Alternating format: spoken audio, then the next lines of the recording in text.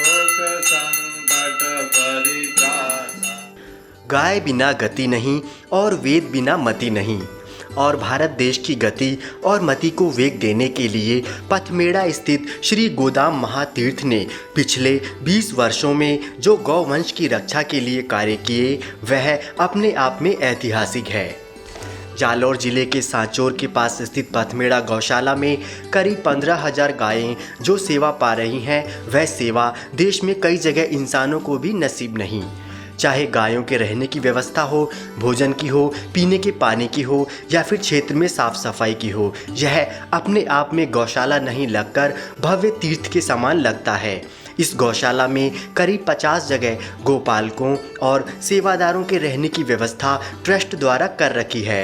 उन्हें नगद वेतन, भोजन और अन्य सुविधाओं के अलावा गौशाला ट्रस्ट उनके बच्चों की शिक्षा दीक्षा की भी पूरी व्यवस्था करता है। इस गौशाला में गायों की सुरक्षा और चिकित्सा के लिए सुविधा युक्त अस्पताल है। गुजरात और राजस्थान में करीब 100 से ज़्यादा गौशाला की एम्बुलेंस चलती हैं, जो कि सड़क पर दुर्घटनाग्रस्त होने वाली गायों को तत्काल इस अस्पताल में उपचार के लिए लाती हैं। यह क्षेत्र पूरी तरह व्यसन मुक्त है। इस क्षेत्र में चाय, बीड़ी, सिगरेट, गुटखा, पान, सुपारी पर पूरी तरह प्रतिबंध है। यह गौशाला व्यसन मुक्त भारत बनाने का संदेश भी देती है। क्या कहते हैं पथमेड़ा महातीर्थ के प्रवक्ता पूनम राज पुरोहित। गोरक्षी स्वामी दत्तानंद जी महाराज के सानिध्य में ये स्थापना हुई और आज 16 साल के बाद एकाएक इसे अनाधिकृत या अतिक्रमण कह देना अपने आप में बहुत ही बेहुदा, विचित्र और अव्यवहारिक प्रश्न है। सरकार ने गौशाला को अतिक्रमण का जो नोटिस दिया है, ये हद हो गई। गो भक्तों, गो सेवकों को 15,000 नर गोवंश, जो नस्ल वही नर गोवंश बाहर नस्ल बिगाड़ रहा था, एक्सीडेंट कर रहा था, कत्ल खाने जाते हुए छुड़ाया हुआ गोवंश, जिससे सामाजिक वैमनस्य की स्थितियां पैदा हो रही थी। उस गोवंश की पिता तुल्य सेवा करने वाले गोभक्तों, गो सेवकों को अतिक्रमणकारी ठहराया जा रहा है। और दूसरी तरफ उसी गोचर में सैकड़ों बीघा में, सैकड़ों हेक्टर में जो खेतीबाड़ी कर रहे हैं, अपने बगीचे और खलियान लगाए खड़े हैं, उनको किसी प्रकार का नोटिस नहीं है। ये दोहरा मापदंड क्यों? क्या इसलिए कि गाय वोट नहीं देती है? ये गोभक्त, गोसेवक किसी दल और किसी भी पार्टी, क्षेत्र और जाति संप्रदाय से ऊपर उठकर प्रश्न करना चाहते हैं उन्हीं सभी बुद्धिजीवी तत्वों से या सरकार और प्रशासन के तत्वों से कि ये भेद क्यों? गाय मूक प्राणी है, गोचर उसकी भूमि है। हमारे ही पूर्वजों ने गोचर को गाय के लिए छोड़ा। गोचर का प्राकृतिक न्याय के मुताबिक भी और व्यवहारिक पहलू के मुताबिक भी गाय का प्रथम अधिकार है। तो उसी गोचर पर, एक ही खसरे के गोचर पर गाय खड़ी है, वो अतिक्रमण, और लोग जो वोट देते हैं उन्होंने कब्जा कर रखा है, वो अतिक्रमण नहीं। ये अन्याय नहीं चलेगा। गाय के पक्ष में गो भक्तों, गो सेवकों को जिस भी हद में जाना पड़ेगा, गो भक्त जाएंगे। जय गौ माता, जय गोपाल। एक पॉइंट हुआ, प्रशासन लाख दावे करे कि वो व्यवस्थाएं चला रहे हैं, चल रही है। आज 24 दिन के बाद में गोलासन नंदीशाला की जो वास्तविक स्थिति नजर आ रही है, बड़ी पीड़ा के साथ मुझे कहना पड़ रहा है कि बद से बदतर स्थिति है। आज कलेक्टर साहब, एसडीएम साहब या प्रशासन अपने खाल बचाने के लिए, अपने गिरेबान पर छींटे बचाने के लिए झूठे दावे चाहे लाख करते रहें, लेकिन स्थिति यह है कि जहां 400 के आसपास 200 ग्वाले हरदम सेवा में 24 घंटे तत्पर रहते थे, वो प्रशिक्षित थे, परंपरागत तरीके से संतों की नैतिक मर्यादा के अंतर्गत पूर्ण समर्पित थे गाय के प्रति। 200 परंपरागत ग्वाले जहां सेवा करते थे, वहां 10, 5, 15 पटवारी, ग्राम सेवक, इस तरह के सरकारी कर्मचारियों से सेवा करवाई जा रही है और कह रहे सेवा व्यवस्थित चल रही है। ये बिल्कुल झूठ है, बिल्कुल गलत है। स्वयं प्रशासन मान रहा है। आप पूछेंगे तो आपको भी प्रशासन मानेगा कि मुश्किल से उनको 3 दिन से, 2 दिन से, 4 दिन से एक बार भोजन मिल पा रहा है, और फिर भी वही बात स्थिति आ रही है। सरकार को चाहिए कि इस प्रकार आजू की बाजू की, इधर की उधर की बात नहीं करे। गोदाम पथमेड़ा के प्रेरणा से, संचालन से जो हनुमान गौशाला स्वतंत्र ट्रस्ट वहाँ सेवा किया करता था, उन्हीं की सहयोग से, उन्हीं की राय से एक नया ट्रस्ट बनावे, नई समिति बनावे। क्या कहते हैं संत महात्मा। गोवंश की व्यवस्था के लिए हम कहेंगे,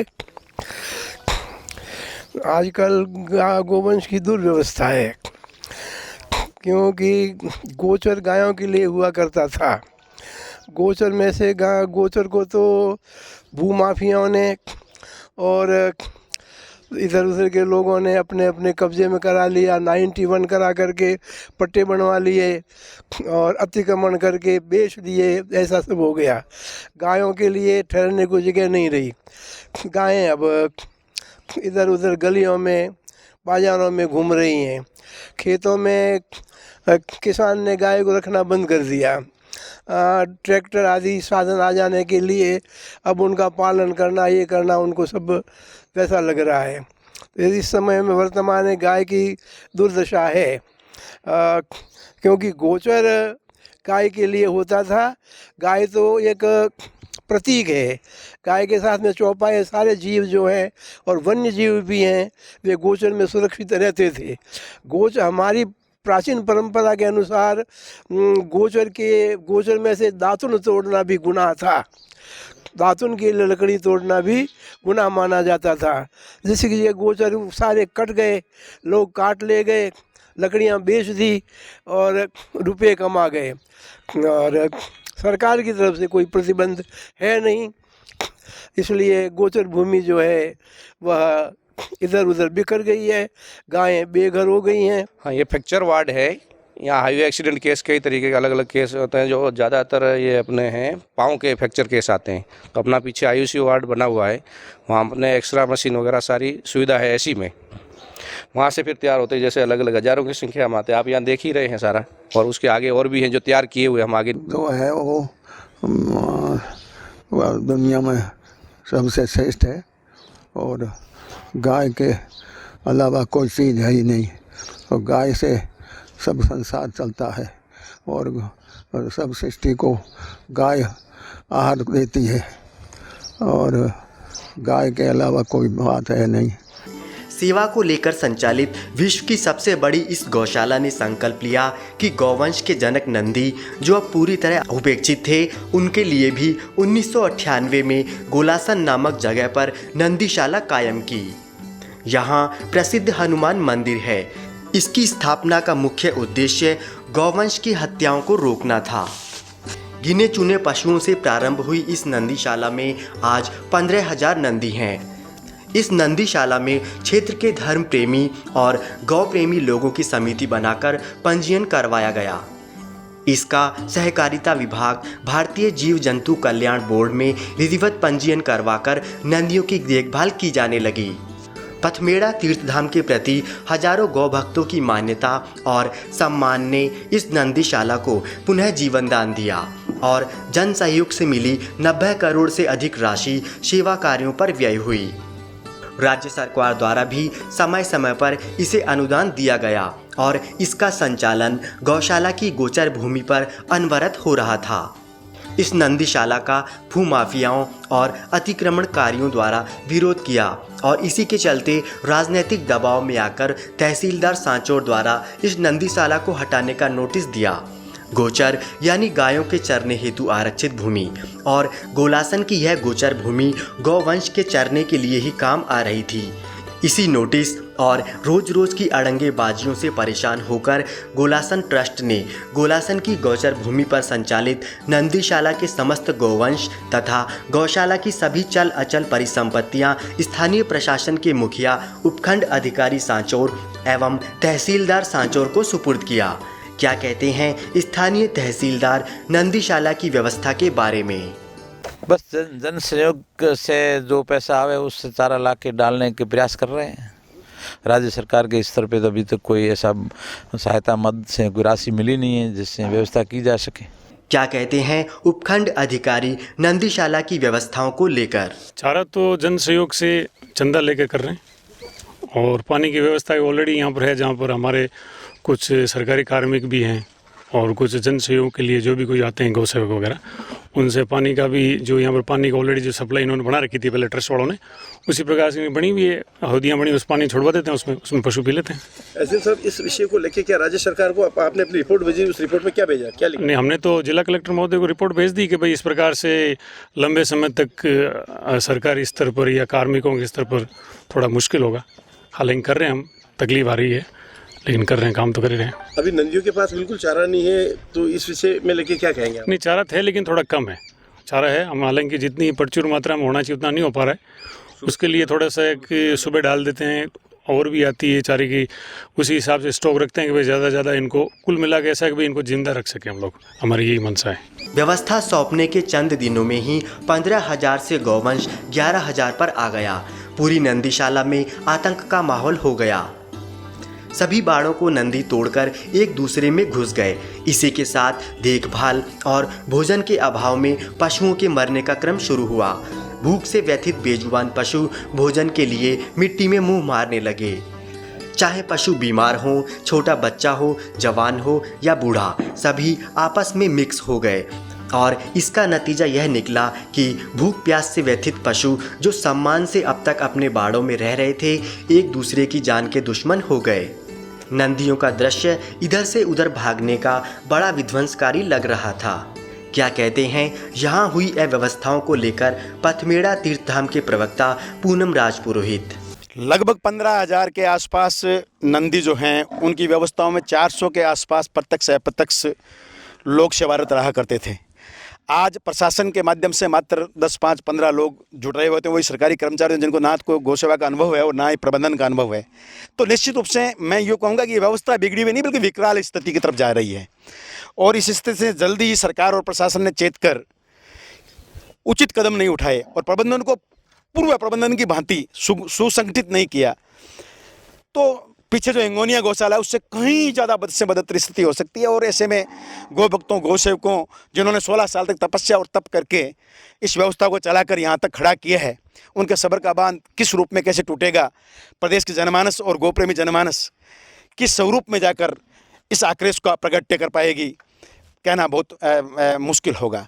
मैं माननीय मुख्यमंत्री जी, जिला प्रशासन से आग्रह करना चाहता हूँ कि वो अपनी अनदेखी, असंवेदनशीलता को त्यागे तथा वास्तविक तथ्यों पर आकर विवेचन करें कि ये गोवंश जो पितातुल्य मातृतुल्य सेवा प्राप्त कर रहा था, आज इस गोवंश की दुर्दशा कितनी होगी। जगह जगह कुत्ते नोच रहे हैं, बिना इलाज के गोवंश मरता जा रहा है। सारा गोवंश यहाँ वर्गीकरण हुआ करता था, बूढ़ा अलग, वृद्ध अलग, बीमार अलग। जो अधिक बीमार उस आयुषु जैसी श्रेणी जो धनवंतरी कहा जाता है वहाँ रखा जाता था।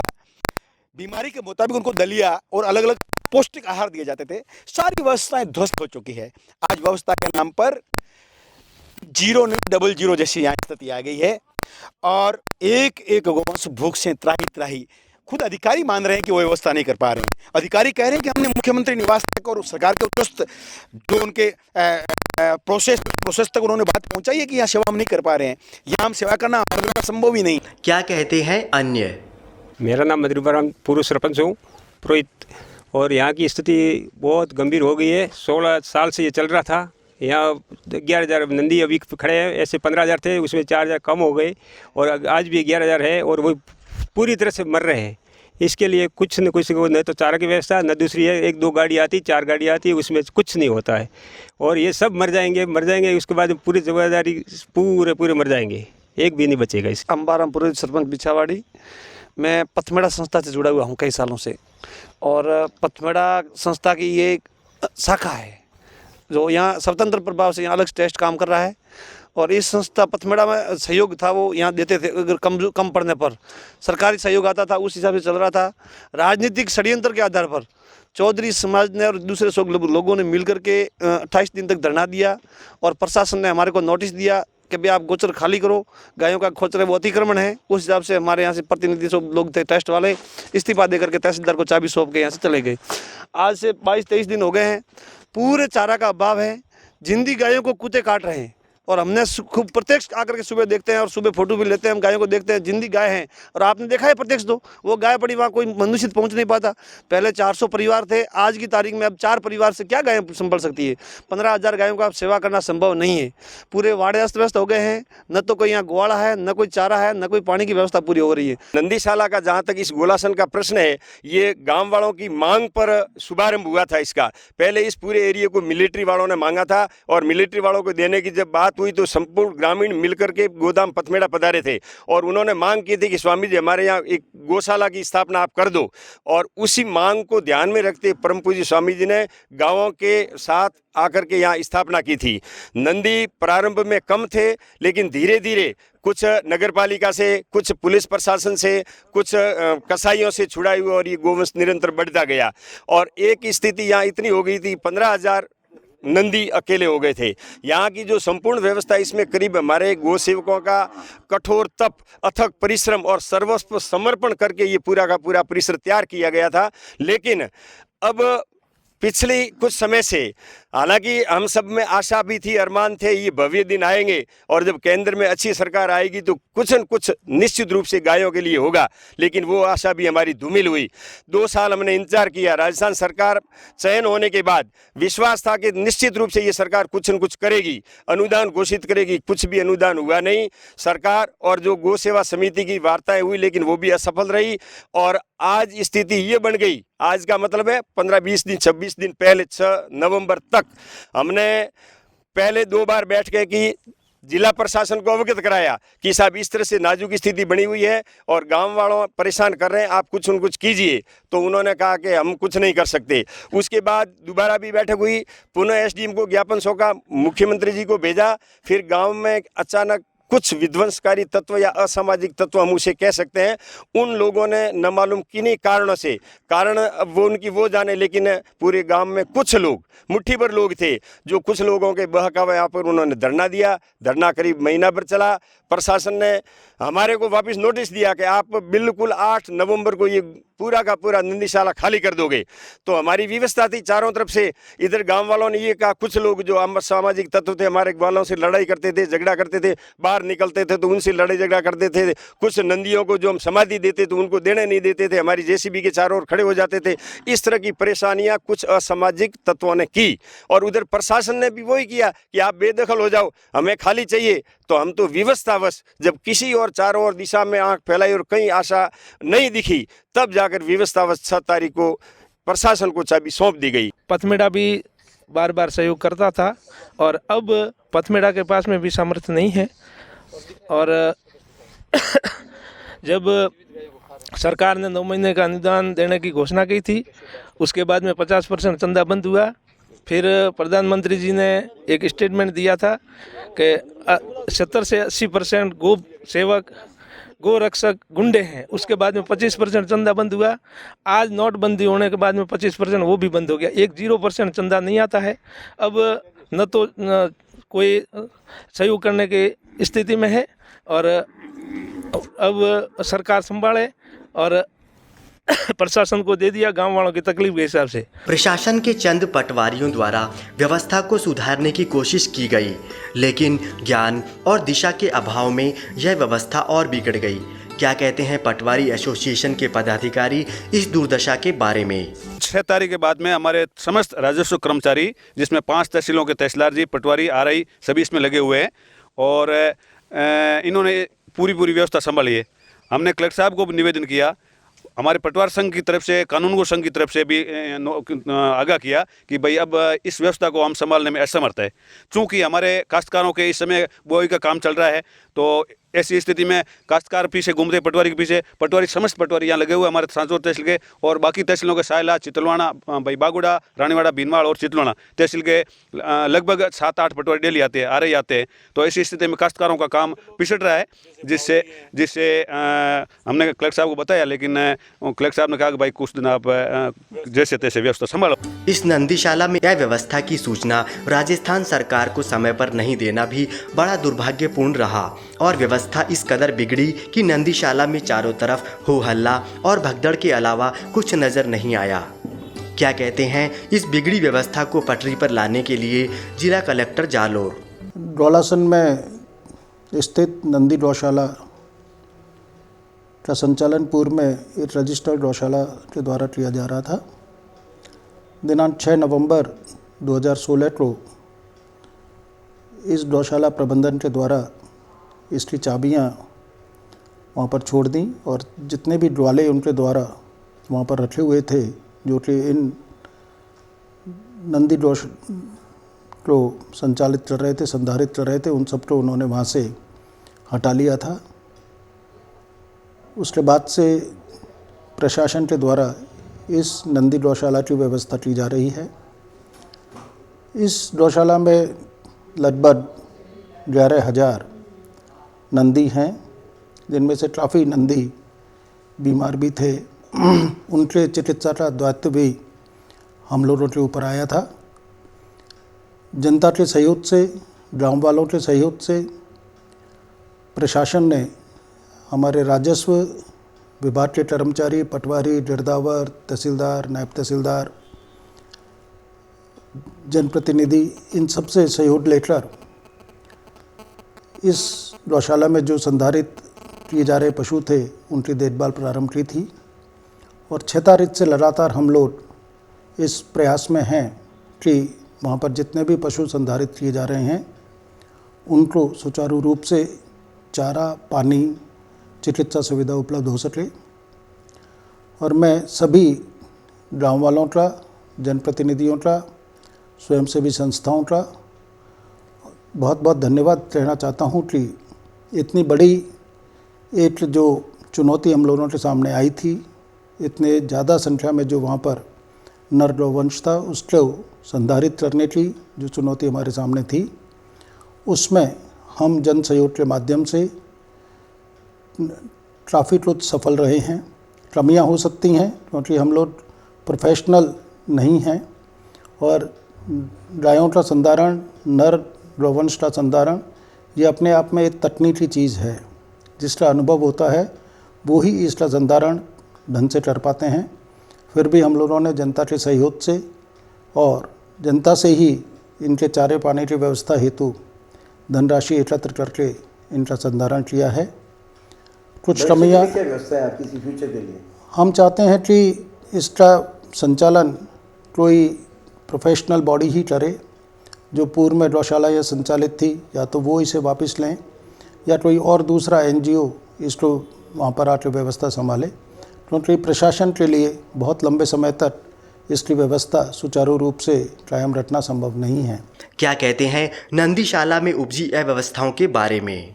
आपने बताया राजस्व मंडल ने जमीन को खाली करने के निर्देश दिए, तो उस विषय को लेकर कैसे क्या संचालन? ये देखिए, एक बहुत पुराना प्रकरण चल रहा है, 2014 से 15 का प्रकरण था और इसकी बहुत सारी डिटेल तो मैं देना उचित नहीं समझता हूँ और उसका यहाँ पर कोई वो भी नहीं है।